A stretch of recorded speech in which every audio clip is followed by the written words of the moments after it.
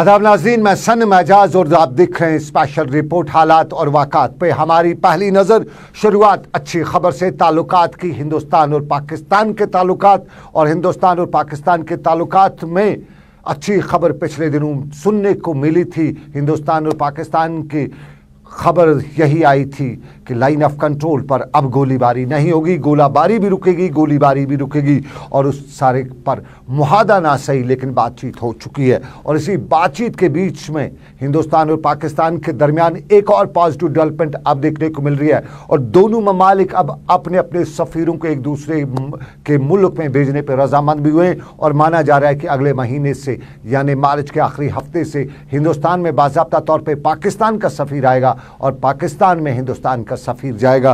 और ये मामला आपको बताते चले, याद दिलाते चले, पुलवामा का मामला हुआ था और पुलवामा के मामले के बाद हिंदुस्तान और पाकिस्तान के ताल्लुकात में दरारें बड़ी पड़ी थी। हवाई फ़ौज का इस्तेमाल भी हुआ था, गोलाबारी जहाज़ों से भी हुई थी और उसके साथ साथ बाकी मामला भी देखने को मिले थे और फिर सफ़ीरों को भी अपने अपने मुल्क वापस बुलाया गया था। लेकिन अब जो पॉजिटिव डेवलपमेंट्स हो रही हैं उनमें ये एक और कदम भी माना जा रहा है और इसी कदम के हवाले से एक और ख़बर भी आ रही है जहां ये बुनियादी इक़दाम उठाए जा रहे हैं। वहीं नई दिल्ली ने पाकिस्तान और ख़ास तौर पे ओआईसी के हवाले से ओआईसी को बताया कि पाकिस्तान ओआईसी का गलत इस्तेमाल कर रहा है। प्रोपगंडा जो पाकिस्तान कर रहा है उसमें ओआईसी उसके साथ शरीक हो रहा है और पाकिस्तान ओआईसी के बयानात पर अपने जो पाकिस्तान और ओआईसी के बयानात पर अपना रद्दअमल जाहिर करते हुए हिंदुस्तान के सफ़ीर सफारतकार पूर्ण कुमार बुढ़ापे ने ओआईसी के बयान में जम्मू कश्मीर के यूटी के हवाले से जो पाकिस्तान का बयान है उसको मुस्तरद किया है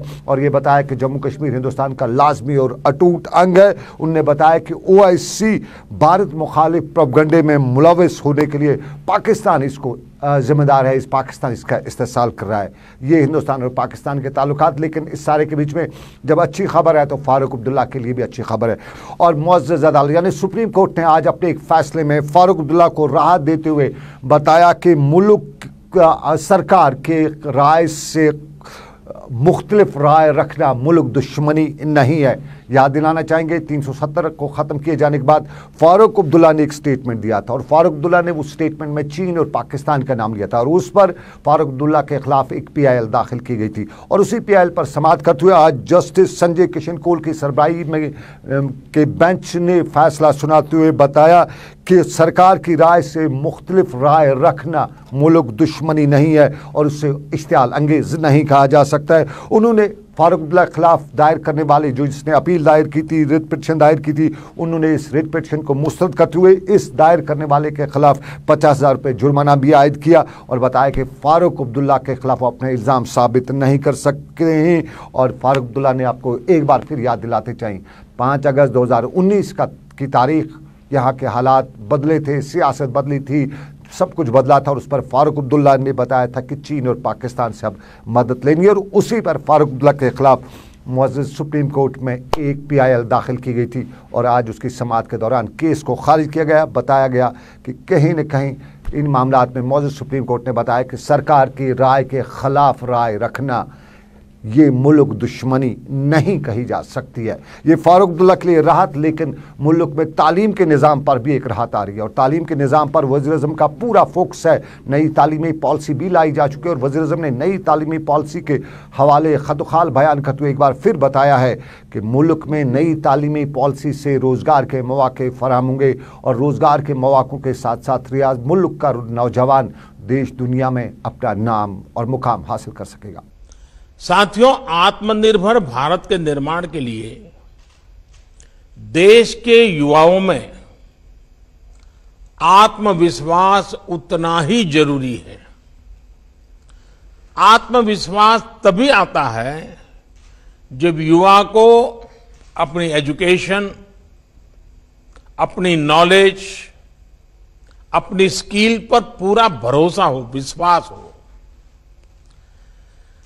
आत्मविश्वास तभी आता है जब उसको एहसास होता है कि उसकी पढ़ाई उसे अपना काम करने का अवसर दे रही है और जरूरी स्किल भी दे रही है।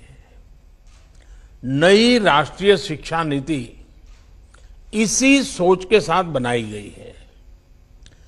प्री नर्सरी से पीएचडी तक राष्ट्रीय शिक्षा नीति के हर प्रावधान को जल्द से जल्द जमीन पर उतारने के लिए अब हमें तेजी से काम करना है। कोरोना की वजह से अगर रफ्तार कुछ धीमी भी पड़ी थी, तो अब उसके प्रभाव से निकलकर हमें जरा गति बढ़ानी भी जरूरी है और आगे बढ़ना भी जरूरी है। इस वर्ष का बजट भी इस दिशा में बहुत मददगार सिद्ध होगा। इस वर्ष के बजट में हेल्थ के बाद जो दूसरा सबसे बड़ा फोकस है वो एजुकेशन, स्किल, रिसर्च और इनोवेशन पर ही है। देश के यूनिवर्सिटी, कॉलेज और R&D इंस्टीट्यूशंस को मैं बेहतर सिनर्जी आज हमारे देश के सबसे बड़ी जरूरत बन गई है। इसी को ध्यान में रखते हुए ग्लू ग्रांट का प्रावधान किया गया है, जिसके तहत अभी 9 शहरों में इसके लिए जरूरी मैकेनिज्म तैयार किए जा सके। साथियों, अप्रेंटिसशिप पर, स्किल डेवलपमेंट और अपग्रेडेशन पर इस बजट में जो बल दिया गया है वो भी अभूतपूर्व है।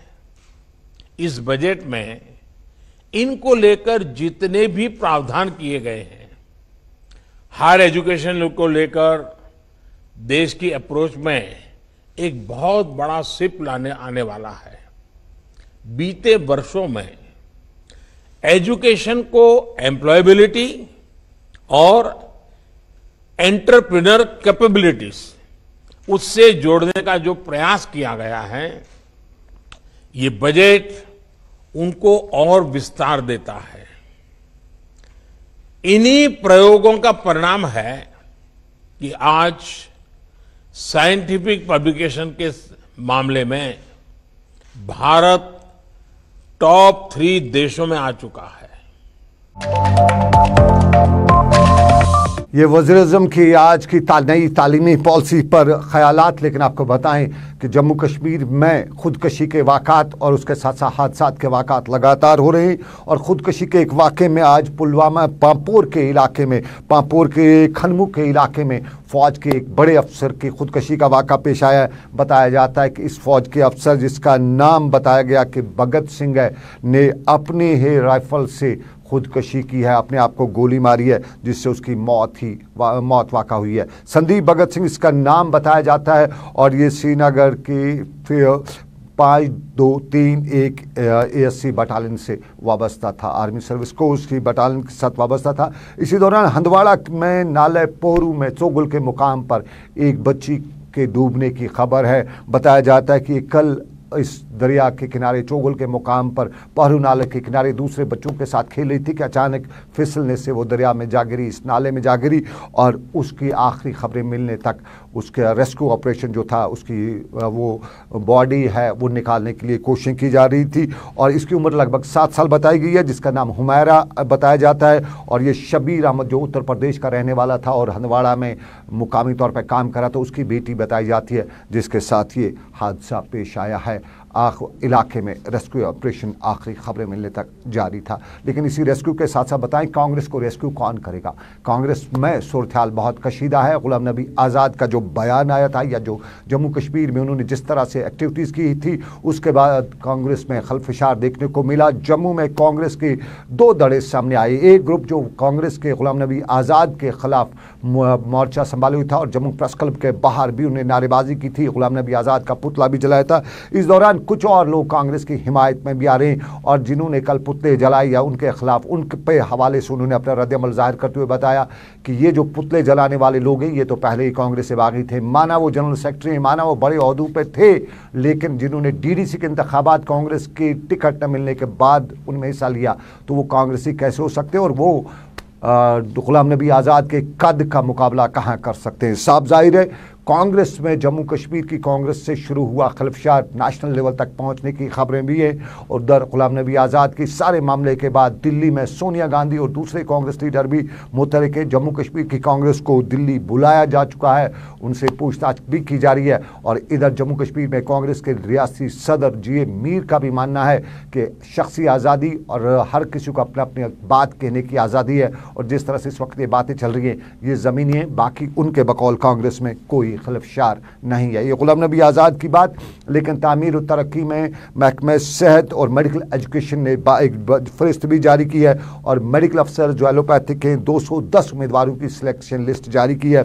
और ये सिलेक्शन लिस्ट जो है ये सिर्फ सिलेक्शन बोर्ड ने बाज़ाब्ता तौर पर इंटरव्यूज़ वगैरह लेने के बाद जारी की है। साफ जाहिर है 210 नए डॉक्टर्स तैनात किए हो रहे हैं, तो इससे हमारे हेल्थ सेक्टर में कहीं न कहीं मदद भी मिलेगी, बढ़ावा भी मिलेगा। लेकिन इसी मदद और बढ़ावे के साथ में कई और महकमे भी हैं जहां हालात कशीदा हैं, जहां वहाँ के मुलाजमीन परेशान हैं। श्रीनगर की प्रेस कॉलोनी का आज का मंजर भी कुछ इसी तरह का था। आंगनवाड़ी वर्कर श्रीनगर की प्रेस कॉलोनी में थे, नारेबाजी की जा रही थी और ये नारेबाजी करते हुए ये भी बताया जा रहा था कि सरकार के अपनी गाइडलाइंस जो हैं जो वेज के हवाले से वो यहाँ सरकार पूरी नहीं कर रही है। एक तो वेज कम मिल रही हैं और वेज के कम मिलने के साथ वेज वक्त पे नहीं मिल रही हैं और वक्त क्या यहाँ बेवक्त भी नहीं मिलती हैं। ये श्रीनगर की प्रेस कॉलोनी में एक अच्छा खासा मुजाहरा आंगनवाड़ी वर्कर्स का था, नारेबाजी हो रही थी और इंसाफ चाहिए के नारे लगाते हुए ये खवातीन श्रीनगर की प्रेस कॉलोनी में जमा हुई थी।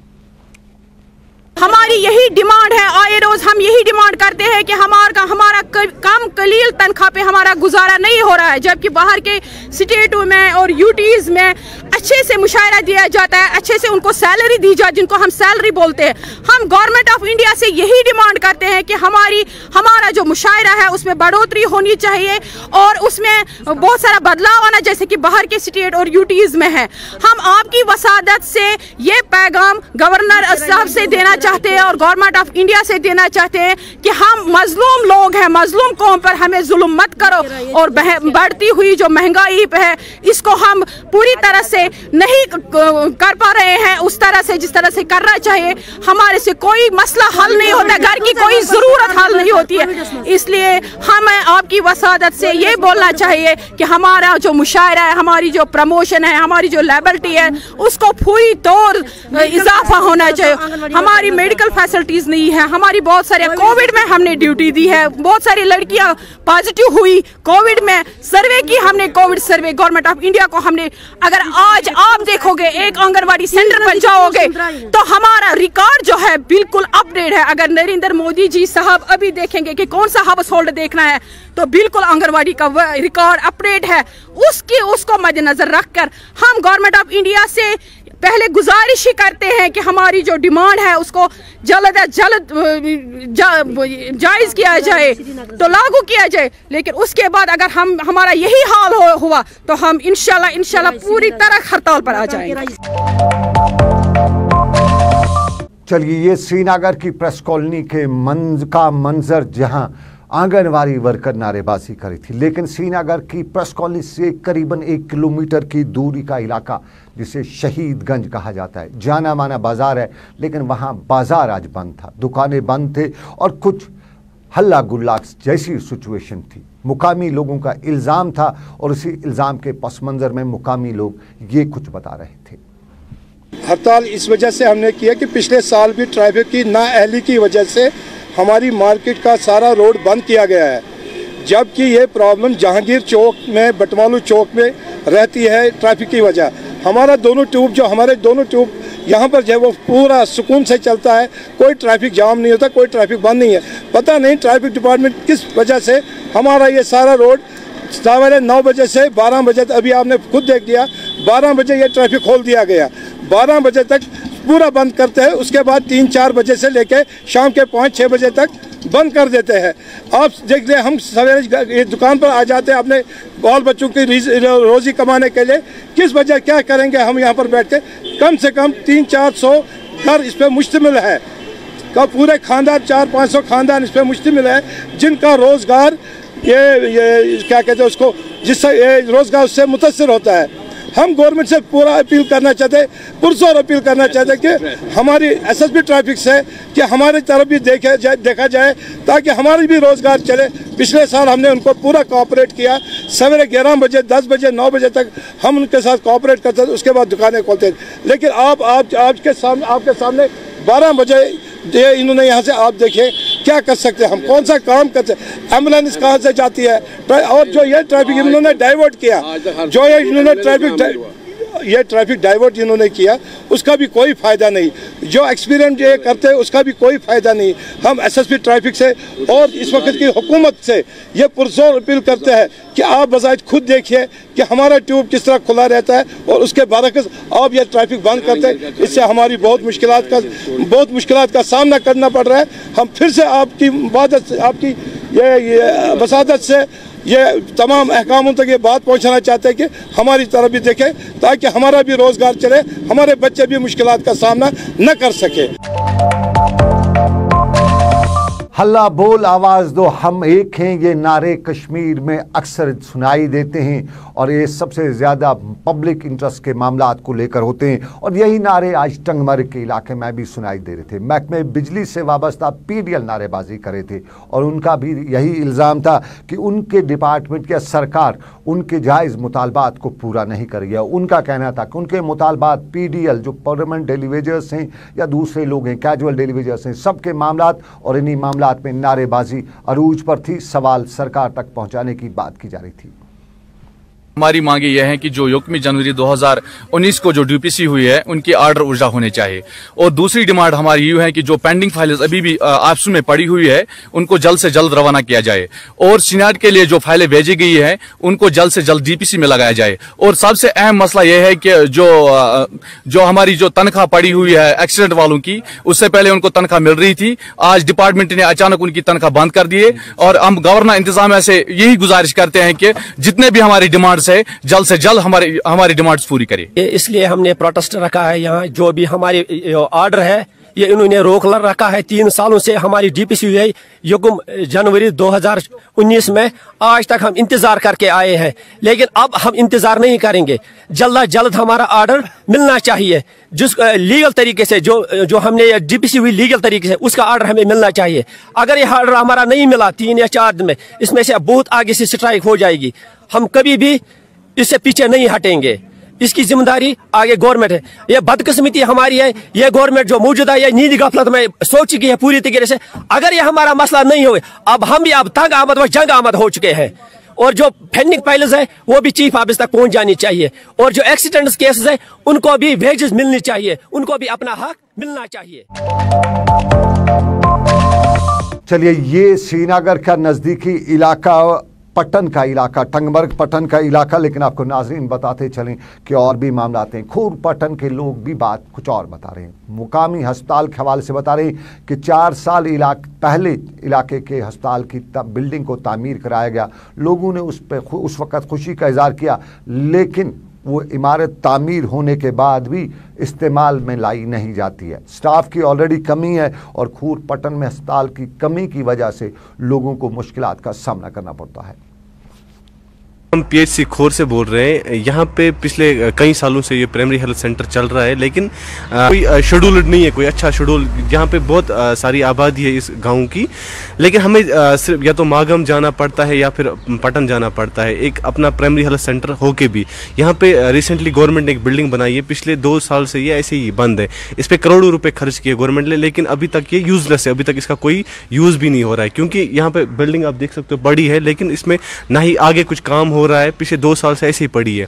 तो गवर्नमेंट से यही गुजारिश है कि अगर आपने कोई यहाँ पे कोई इंस्टीट्यूशन आप चला रहे हो, कोई इदारा चला रहे हो, तो अगर आप पैसे इस पे खर्च करते हो, फिर आप क्यों इसको ऐसी बीच में छोड़ देते हो। या फिर अगर बात करें यहाँ पे डॉक्टर्स की, एटलीस्ट यहाँ पे हर दिन संडे को भी कोई होना चाहिए पैरामेडिक्स में, या फिर कोई डॉक्टर साहिबान होने चाहिए, ताकि लोग जो है प्रॉब्लम्स फेस ना करें, उनको मागाम या पट्टन कहीं दूर दराज इलाकों में ना जाना पड़े। ये यहाँ पे ऑलरेडी जो है गवर्नमेंट ने पैसे खर्च कर दिए हैं, इवन कि लैंड इनके पास अवेलेबल है, तो बस स्टाफ की कमी है। तो मेरी रिक्वेस्ट रहेगी गवर्नमेंट से कि अगर आप ने इस पे करोड़ों रुपये खर्च करे हैं तो इसको बाज़ाब्ता फंक्शनल बनाए।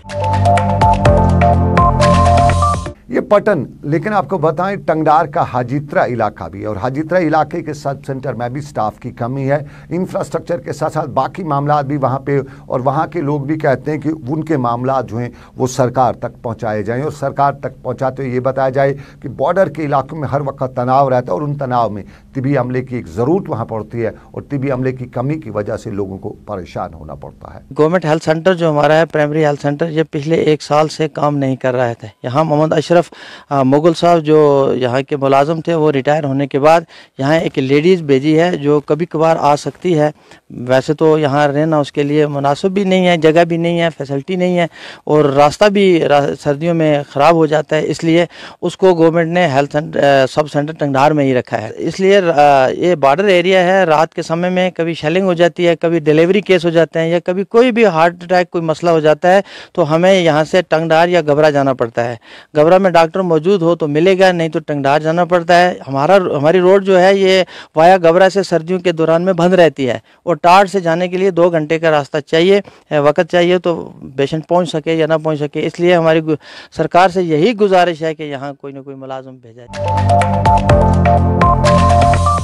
ये टंगडार के इलाके की बात, लेकिन पश्तूना त्राल का इलाका है और मुकामी लोग कहते हैं कि 4 साल पहले मुकामी एमएलए ने उनके इलाके की सड़क जो पश्तूना से वहाब साहब के इलाके की तरफ जाती थी उसका संग बुनियाद रखा, लेकिन 4 साल के बाद भी सड़क का काम मुकम्मल नहीं हुआ। कुछ हल्के ये भी बता रहे थे कि सड़क पे काम तो लगाया गया लेकिन फिर कुछ वजूहात की बिना पे वो काम रोका गया। कहीं न कहीं ठेकेदार और इंजीनियरों की मिली भगत का कुछ इल्ज़ाम लगा रहे थे, कुछ सियासत का इल्ज़ाम लगा रहे थे और उनके लोगों का आज एक खामोश तरह का एहतजाज भी नजर आया कि जो रोड पश्तूना गांव से वहाब साहब शाहीन तक बनाना मतलूब है, इस पर तकरीबन बहुत सा रुपया कुछ हिस्से तक खर्च हुआ है, लेकिन आज तक इस पर फिर काम शुरू नहीं किया गया।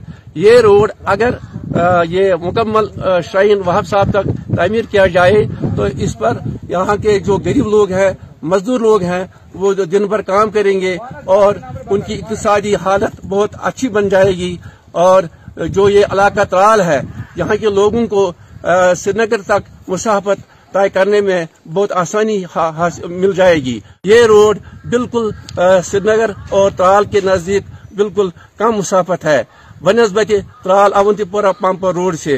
अपील है इस डीसी साहब से, इसकी गवर्नर मनोज सिन्हा साहब से हमारी पुरजोर गुजारिश है कि इस रोड को बहुत जल्द तामीर किया जाए। चलिए, ये मामलात अवाम की, लेकिन सरकारी सतह पे भी कुछ हो रहा है। इन दिनों मौसम बदला है, दरख्त लगाने का मौसम है और दरख्त लगाने के मौसम में हॉर्टिकल्चर, फ्लोरिकल्चर और दूसरे डिपार्टमेंटों की जो जिम्मेदारी है उसमें कहीं न कहीं हॉर्टिकल्चर फ्रंट फुट पे देखने को मिल रहा है और कुछ दिनों से हॉर्टिकल्चर डिपार्टमेंट की एक्टिविटीज़ भी काफ़ी अरूज पर हैं। आज जनूबी कश्मीर के काजीगुंड के इलाके में हॉर्टिकल्चर डिपार्टमेंट ने किसानों के साथ एक मेला जैसा मुनक्कद किया था और इस मेले या यूँ इस मीटिंग में, इस मजलिस के दौरान किसानों को पेड़ लगाने की तरगीब दी जा रही थी और पेड़ भी दिए जा रहे थे। जहां जरूरत पड़ी मुफ्त पेड़ दिए जा रहे थे और जहां जरूरत पड़ रही थी हॉर्टिकल्चर डिपार्टमेंट लोगों को तरगीब दे रहा था कि खुशहाली लानी है तो पेड़ों के जरिए लानी है। जहां तक इस हॉर्टिकल्चर डिपार्टमेंट का जो काम है, इस इलाके को जो है यहाँ की खेती को मतलब आगे बढ़ाने के लिए, यहाँ बाग वाले हैं यहाँ पर, यहाँ और जितने भी हॉर्टिकल्चर प्रोडक्ट्स को आगे बढ़ाने के लिए, तो इनका काफी रोल है उसमें। खास तौर से जो इस वक्त हमारे डायरेक्टर साहब एजाज साहब हैं, उनका खुसूसी मतलब एक मिशन है कि वादी के जितने भी बागवानी वाले लोग हैं या खेती बाड़ी वाले लोग हैं वो ग्रो हो जाएं। तो जहां तक हमारे मतलब इस यूनिट का जो काजीगुंड के अंदर लोकेशन है हमारे, तो इनका भी यही मिशन है और ये भी हमेशा जब यहाँ पर कोई भी आता है। ये काजीगुंड की बात, लेकिन हमारे यहाँ एक और बड़ी वबा है जिससे हम नशा कहते हैं और नशा मुखालिफ मुहिम तो सब ने शुरू कर रखी है लेकिन अंजाम तक कोई नहीं पहुँचा रहा है। आज भी हर गली नुक्कड़ पे खबर या बात नशे की जाती है और नशे के हवाले से कहा जाता है कि नौजवान नस्ल नशे में लथपथ हो रही है, उसको रोकने के लिए इकदाम उठाने और रोकने में सबसे पहली जिम्मेदारी पुलिस की बनती है, एडमिनिस्ट्रेशन की बनती है और जहाँ जहाँ नशे मुखालिफ कोई इंफॉर्मेशन आती है उस पर कार्रवाई करने की सबसे पहले पुलिस की जिम्मेदारी है, लेकिन लोगों को जगाना भी है। और ये जगाने का काम सोशल वेलफेयर डिपार्टमेंट ने आज हाई सेकेंडरी स्कूल जुहामा चाडूरा में किया था। एक प्रोग्राम मुनक़द करते हुए नशा मुखालिफ मुहिम की इब्तिदा करते हुए यहाँ बताया गया कि नशा हमारे समाज को खोखला कर रहा है, हमारे नौजवानों के फ्यूचर को मिसमार कर रहा है। और यहाँ एक कल्चरल प्रोग्राम भी का इनेकाद भी किया गया और ये भी बताया गया कि sound mind in A sound body, हमारी बॉडी जो है स्ट्रांग होगी तो इसमें दिमाग भी खूब अच्छा होगा और ये दिमाग जो है हमारी सोचने समझने की सलाहियत को बढ़ाएगा भी। चाडूरा में आज की तकरीब पर क्या कुछ थे ख्यालात? हमने ऑर्गेनाइज किया है प्रोग्राम, विलेज लेवल पे कर रहे हैं पूरे डिस्ट्रिक्ट बडगाम में। तो पहला जो हुआ जुहामा गांव में हुआ, ये नशा मुक्त अभियान भारत 15 अगस्त 2020 को स्टार्ट हुआ है, जो 272 जो मोस्ट इफेक्टेड डिस्ट्रिक्ट्स है वहाँ पे। तो यहाँ ये कल्चरल एक्टिविटीज़ हैं, ये बिल्कुल कल्चरल एक इनिशिएटिव हमने लिया है कि लोगों को स्ट्रीट थिएटर और ड्रामा के ज़रिए लोगों को इन्फॉर्म किया जा सके, उन्हें बता सके कि आप कैसे बच सकते हैं और उन्हें टेक्निकलिटी समझाई क्या अगर बच्चा आपका मुब्तला है तो उसमें क्या क्या सिम्टम्स हो सकते हैं और उसे कैसे रोका जा सकता है। ये डिपार्टमेंट ऑफ सोशल वेलफेयर और department of Jammu and Kashmir की तरफ से एक इनिशिएटिव है। हमें उम्मीद है इंशाल्लाह कि हम जो है इस मुसीबत से छुटकारा पाएंगे।